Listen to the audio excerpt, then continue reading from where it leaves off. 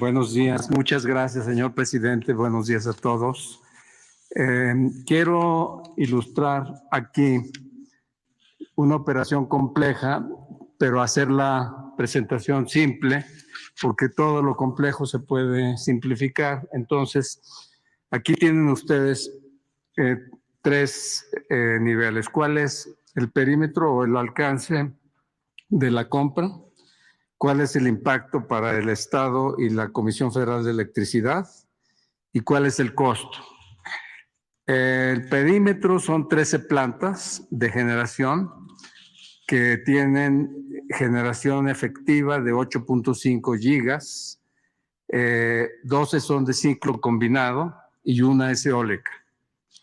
Estos 8.5 gigas se suman a los 44 que tiene la Comisión Federal de Electricidad hoy de generación y nos dan 52.7 gigas de capacidad del Estado, cuando la demanda pico es de 48.1 gigas en México, el día de hoy. Es decir, la compra más la capacidad que tiene la comisión hoy nos daría la totalidad de la demanda pico.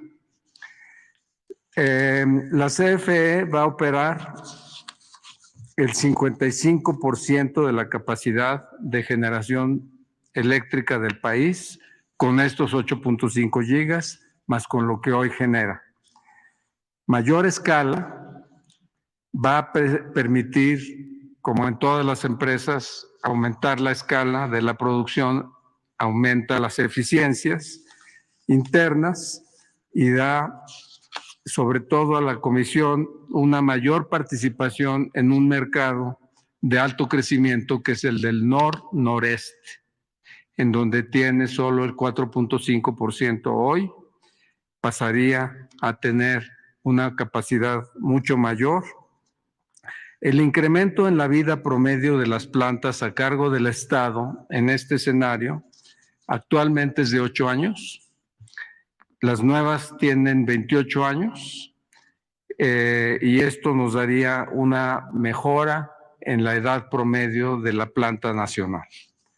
El costo de la compra son 5.943 millones de dólares, que equivalen a $696,000 por megawatt, lo cual representa un descuento con transacciones comparables que hemos visto que se han hecho.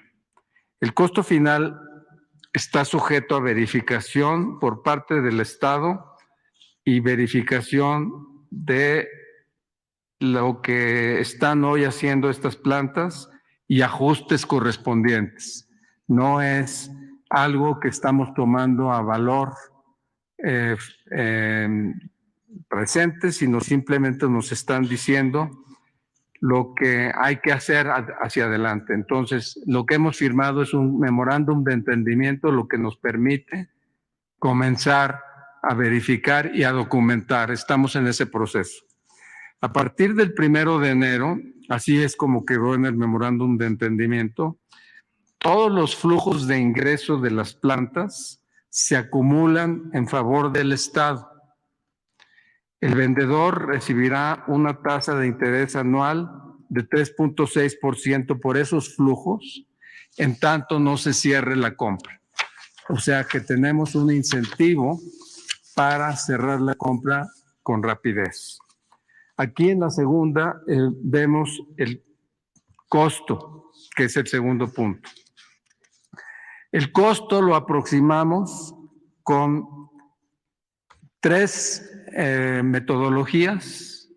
En estas metodologías intervienen asesores, abogados, especialistas, y hay un método que es el de dividendos descontados, que es decir, cuáles los flujos que están generando estas plantas y cómo se van descomponiendo en el futuro, y luego descontamos estos para llevarlos al valor de hoy.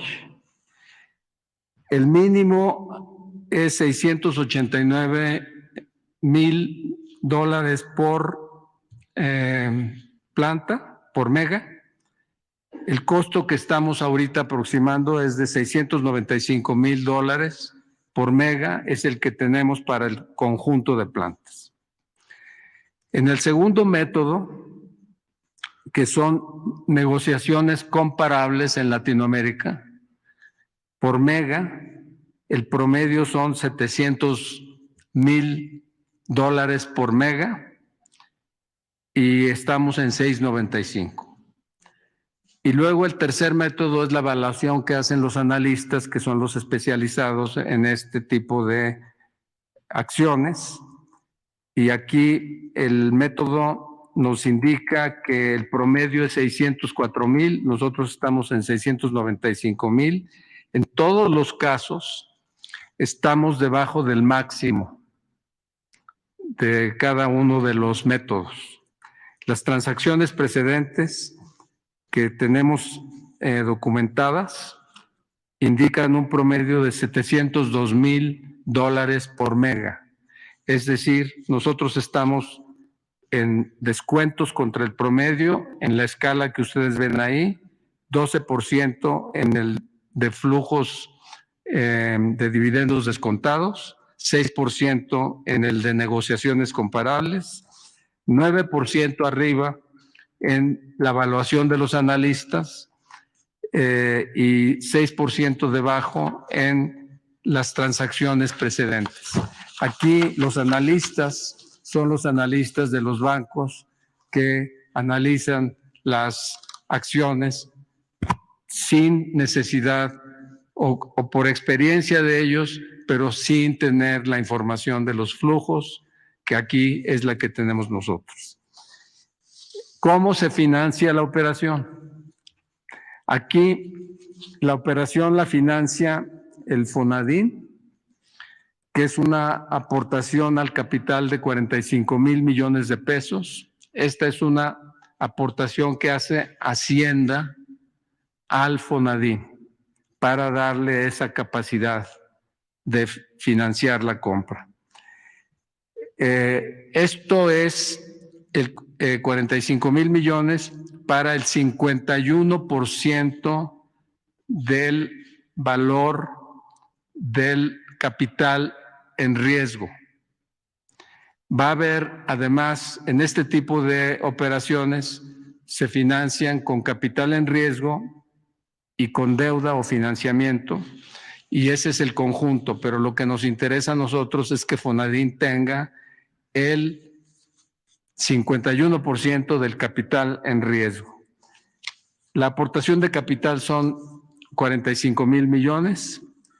El financiamiento soportado por los flujos mismos del proyecto, pero ya es vía financiamiento, son 66,500 millones de pesos. Y en eso es la totalidad de los 5,900 millones de dólares de costo. En la estructura de operación de esta transacción, Fonadín es el adquirente. Debajo de Fonadín va a haber un vehículo especial, de propósito especial para hacer esta operación.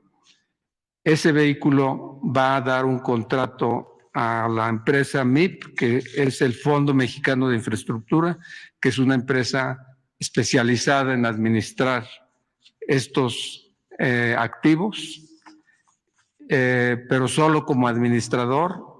El Fonadín se asegura que tiene la mayoría del control de los activos de capital de riesgo y por lo tanto de los vehículos que se desprenden para este propósito. El financiamiento entonces está más que asegurado. Por parte nuestra es el Fonadín, 100% capital de riesgo, y el mercado está ya desde estas alturas, aún sin conocer los detalles, está ofreciéndonos el financiamiento. Todos los bancos han venido prácticamente, los bancos grandes han venido prácticamente a ofrecer financiamiento, porque saben que esta es una operación bastante atractiva para ellos. Pero aún en el hecho de que se supusiera que esto es deuda, hemos insistido en que esta es una operación. Nosotros tenemos el dinero en disponibilidades, es decir, en la chequera. Sacamos dinero de la chequera nuestra, no estamos recurriendo a deuda y estamos comprando un activo que produce flujo. Entonces, ahí es en donde vemos e insistimos que el Fonadín está haciendo una operación de administración de sus propios activos, de pasar de su chequera a un activo productivo. Entonces, por eso insistimos en que no hay deuda, pero en el supuesto de que hubiera deuda y para satisfacción de quienes están insistiendo en que esta es una operación de deuda, nosotros tendríamos todavía mucho margen para quedar por debajo del endeudamiento que constituyó el presidente Felipe Calderón, en donde hubo un incremento de deuda, ustedes lo ven en la tercera columna, de 7.7 puntos porcentuales del Producto Interno Bruto, que es como medimos el impacto.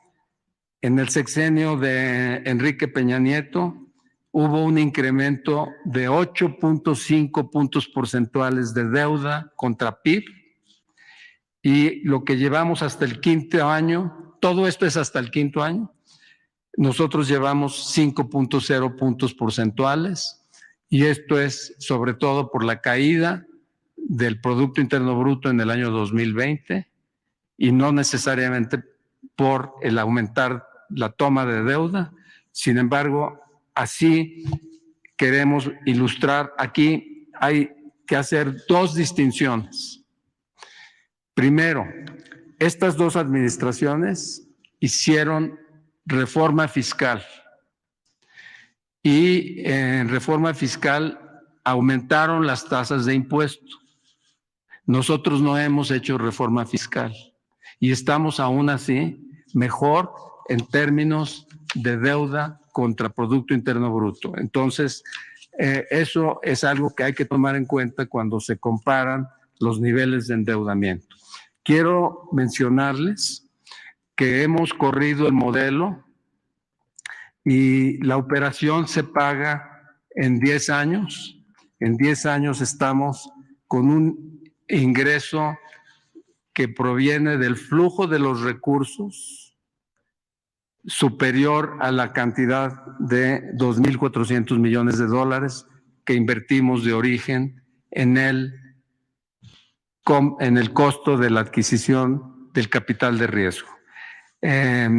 Estamos también tomando en cuenta que el tiempo para reponer y para poner en operación una cantidad similar de megas es de aproximadamente 10 años, cuando aquí ya tenemos esta cantidad de megas en el momento en el que finquemos la compra, y por eso es que estamos viendo varias ventajas. No solamente es el hecho de que disponemos de una capacidad de generación del 55.5% ahora, sino de que es un flujo interno. Esto se paga, entra el dinero de Hacienda, pasa por el Fonadín y finalmente se recupera y lo recupera Fonadín. La Comisión Federal de Electricidad genera utilidades operacionales, pero al mismo tiempo genera dividendos, y eso es lo que el Fonadín está tomando en cuenta para esta adquisición como dividendo. Esa es la explicación. Si hay alguna duda o... Sí. Al final. Al final.